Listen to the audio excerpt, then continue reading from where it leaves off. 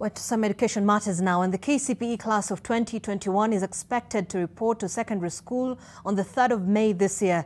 Education CS Professor George Magoha says the ministry has strictly applied the principles of merit, choice and equity in placing candidates in their respective schools. Leila Mohammed reports.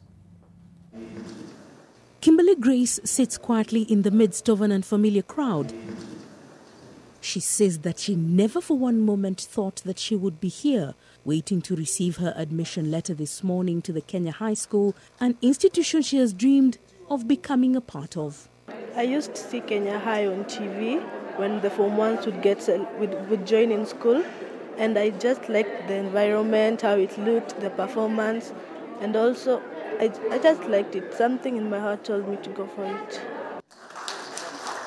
Having received a warm hug from her new principal and an invitation to be part of that school, she knows too well the world she leaves behind at home and has a deep appreciation for the journey she has taken at the Cheleta Primary School, tucked in Mji wa Huruma slums that neighbors the lush Runda estate. My dad is a motorcycle rider.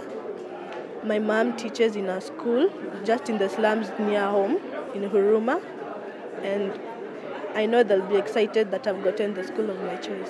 With only 2 weeks before beginning her secondary school journey, Grace has already expressed interest in following her passions of STEM subjects that arouse her passions and interests. An emotional moment for Mary Kimani, her former head teacher. This talks to every child in the slums.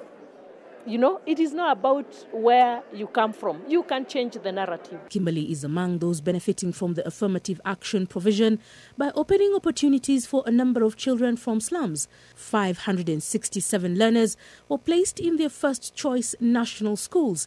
314 were placed in extra county and county schools.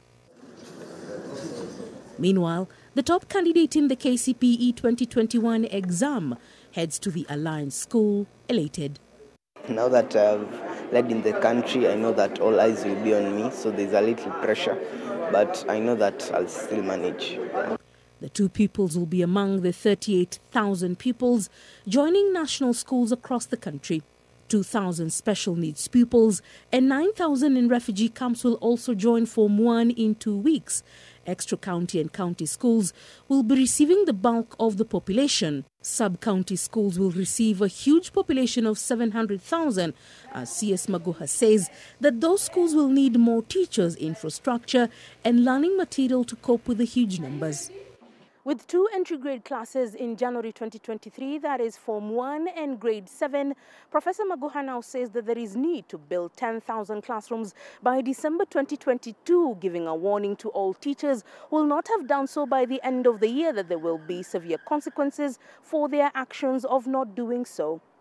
On the issue of Form 1 selection, 9,200 public schools will admit candidates who sat the exams in 2021 in various capacities, ranging from prison, refugee camps, or even those under or above the age of 14. Magoha somewhat lectured the principals and teachers on their role in guiding pupils in the selection process. A large number of our parents did not go to school, but for those parents who went to school, they should also not regiment their children into 3 schools. Mangu High School can't take, everybody wants to go to Mangu. How do you go and fit people there? So I don't want to live here and then I have 10,000 requests to go to Mangu. I will just switch off my phone. This year's Form 1 selection leveraged on the computerized systems that were deployed in 2021, right from national to sub-county levels. Leila Mohammed, NTV.